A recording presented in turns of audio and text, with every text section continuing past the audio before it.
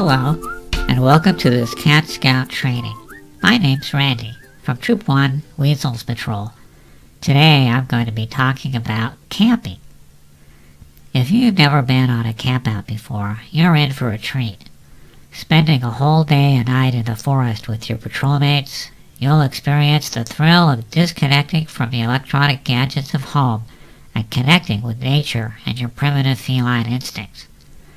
But to enjoy the experience, you need to know what you're doing, so you can be comfortable and safe. So, let's begin. Your campout starts with a plan. Your patrol or troop leader will select a location for your campground that's easy to reach for an overnight trip, yet deep enough in the wilderness that you'll be required to rough it. There's a lot to do when camping out, and you'll be expected to contribute. Your patrol leader will put together a duty roster that lists all the various roles and tasks that each camper will be expected to perform during the campout. Follow your leader's instructions and keep the campout running smoothly, even if you get selected to be the latrine master. The patrol's grub master, who either has or is working on his cooking merit badge, will plan the menu and food. All you have to do is carry it to your campsite and eat it. But you'll also need to bring your personal gear and some group supplies and equipment. Let's talk about that. You're going to want the right clothing for your campout. Start by wearing your official Camp Scouts uniform. It's built to take the tough treatment your clothes receive on a campout. But you'll also want to bring a few other items of clothing, such as a rain jacket, a down parka, a change of socks and underwear, flannel pajamas, and camp moccasins, tennies, or bunny slippers for evening wear. You'll also need some personal camping equipment. These are the recommended items: sleeping bag, ground cover, air mattress or sleeping pad, mess kit, compass, signal mirror, matches, sunglasses, flashlight or headlamp, sewing repair kit, sippy cup, flea comb, toilet paper. Bring an extra roll to play with. Personal emergency cat litter, personal litter scoop if you don't want to touch the communal one, and optional items if there's still room in your knapsack: binoculars or telescope, fishing rod, battery-powered travel iron, and of course you need a knapsack to put it all in. You'll be expected to carry a portion of the group's communal food and gear, so make sure to leave plenty of room in your knapsack. Your patrol leader will assign you the job of carrying some food, pots, pans, cooking utensils, multi-cat tent, an axe, camp shovel, rescue rope and harness, musical instruments, camp chairs and hammock, first aid kit, and other items needed for your particular outing. For this reason, the recommended personal gear list above is kept to an absolute minimum to preserve room in your knapsack for your group gear and supplies. Whether you arrive on foot, canoe, or motor vehicle, once you arrive at your campsite, it's time to get to work setting up camp.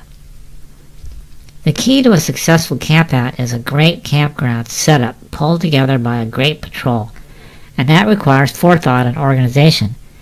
You can't just drop in willy-nilly, throw your stuff in a pile, and wait for someone to pitch your tent. That's not the Cat Scout way. Here are some of the basics of setting up your camp to ensure that you don't just survive, but have a swell time. Once you arrive at the campground, your patrol leader will lead you in surveying the area and deciding how to set up camp most effectively, including a level area on high ground for pitching tents. First and foremost, find a sturdy tree limb on which you can hoist your patrol flag and announce to everyone where you have decided to establish your camp. Once you raise and salute your flag, you can get to work. Your patrol leader will assign everyone to buddy teams to make quick work of everything that needs to be done. You'll need to set up a latrine, build a fireplace, secure a store of firewood and water, and you'll need to set up your tents. Since you probably had a long hike into camp and a lot of water to drink, setting up the latrine is probably the highest priority. Even a higher priority if you drank bad water and have the trots. Latrine is a fancy French word for the litter box area. You need to find a spot that's located at least 100 feet away from your tents and kitchen and downhill from your water supply. Dig it at least 6 inches deep and 12 inches wide. The length needed will be determined by the number of fellows at the camp and the length of time you'll be staying. For co-ed camps, you'll need 2 latrines, one for the fellows and one for the gals. Each should have a privacy screen, even if you are proud of your boy bits and don't care who knows it. No scamp wants to see that while he's eating his breakfast. The latrine buddy team will need to till the earth in the latrine area to provide a soft bed for the cat litter. This enables anyone who needs to use the facilities to easily turn up the earth to do his business. After all, you don't want to have to use a pickaxe and a shovel in the middle of the night to answer nature's call. And believe me, when you're camping, nature will call.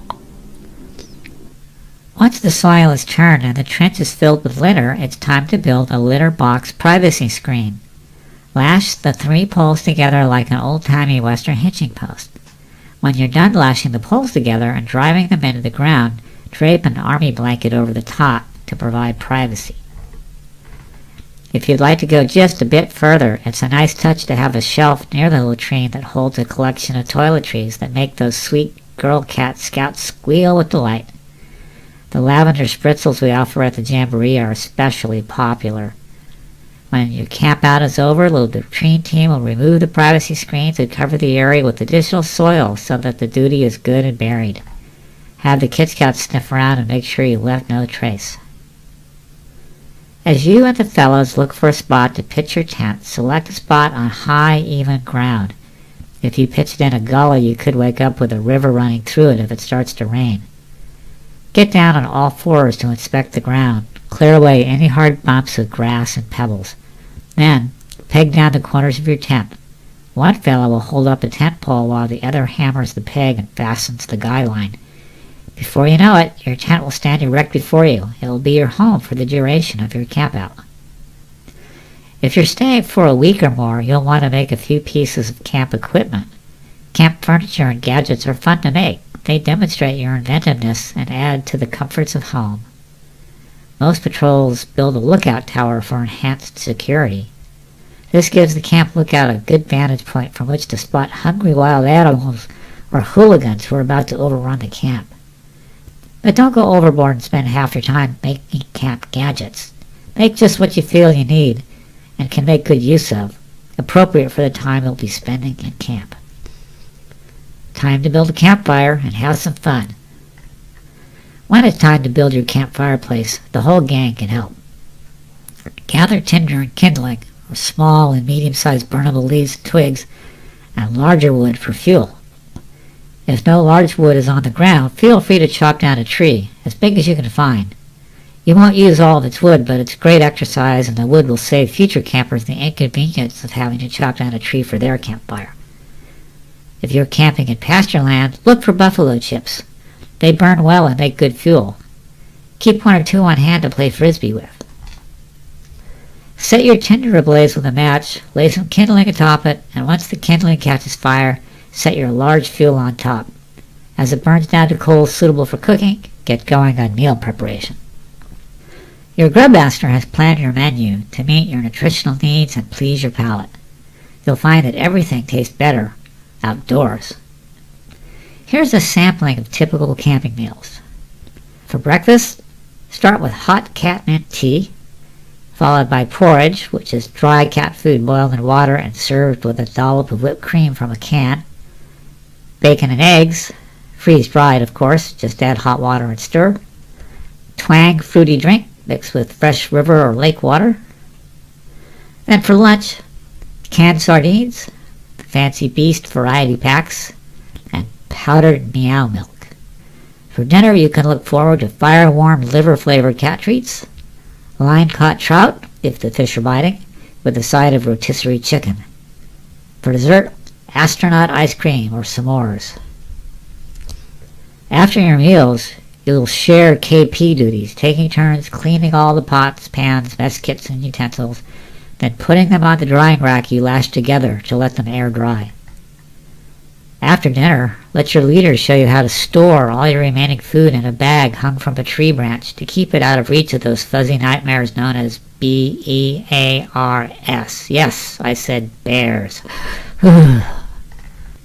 It's not all work during campout. You'll have free time to explore the surroundings and engage in organized activities that are suitable for your level of knowledge and ability. You can build camp furniture or a lookout tower. You can play capture the flag. You can mark every rock and tree in sight with your scent. There are some fun after dark activities for you, but I'll get into that later. For new Cat Scouts, it's always a thrill to go out on their first snipe hunt, an evening activity with a big surprise in store. And after the snipe hunt, everyone will gather around the campfire, tell scary stories, and sing songs. When the eyelids become droopy, it's time for everyone to head to their tents, climb in their sleeping bags, and drift off into a contented sleep until one of the following things happens. Number 1, someone has to get up to pee, requiring that they crawl over everyone else in their tent to get out. Number 2, rainwater is soaking through your tent floor. Number 3, a hungry bear visits your campsite and attempts to eat tomorrow's breakfast. Or number 4, one of the Kid Scouts wakes you up to ask about this. Or number 5, if your night was uneventful, your camp bugler wakes you with reveille, announcing time to wake up, get dressed, and enjoy breakfast in the outdoors. When morning comes, you will assist in rebuilding your campfire, making breakfast, working on any skills needed for other merit badges you may be working on that are best practiced outdoors, and then, when your leader gives you the command, break camp. Remember the outdoor code, which requires that you leave no trace of your presence. This means you completely clean your campsite, make darn sure your fire is out, and spray down all the trees and rocks that you've marked with your scent glands with a spray bottle of scent remover so you don't attract vicious deer to the area. To sum it up, camping is swell. Don't pack too much stuff. Do your share of work, play hard, sleep well, and remember to shovel some litter before you leave the latrine. Also remember, for the Camping Merit Badge, you need to take the Camping Merit Badge test, answer a question, upload a photo, and upload a video. Good luck. This is Cat Scout Randy, Troop 1, Weasels Patrol, over and out. Hey Cat Scouts, Skizix here. I hope you liked that training. Now it's time to log into your account at catscouts.com to review and perform any remaining tasks you need to do to earn this merit badge, including passing the exam. Or did you just watch this video for fun or something? Maybe you're not even a member. Then you might want to go over to catscouts.com and join, because it's really fun and you can make friends and go camping and tie knots and stuff. See you over there.